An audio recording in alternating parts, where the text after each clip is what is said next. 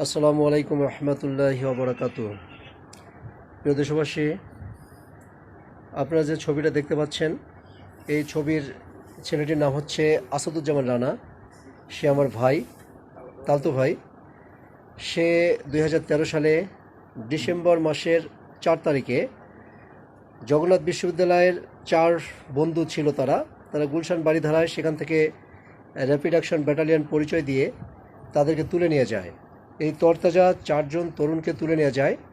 তাদের একটাই দোষ ছিল, তারা ছাত্রদল করত। তো এখন প্রশ্ন হচ্ছে, ছাত্রদল করাটা কি অপরাধ ছিল?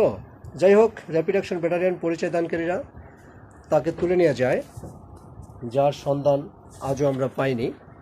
তো এখন নতুন সরকার এসেছে, ফেসিবাদ সরকারের পরিবর্তন হয়েছে, নতুন সরকার আগমন হতে চলেছে, অথবা নির্বাচন 3 মাস পরে নির্বাচন হবে, আরেকজন সরকার আসবেন।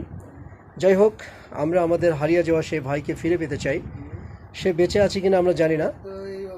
যারা তদন্ত কর্মকর্তা আছেন অথবা যারা তদন্ত করবেন, তাদের কাছে অনুরোধ থাকবে, দয়া করে আমাদের হারিয়ে যাওয়া সন্তানদেরকে ফিরিয়ে দেন।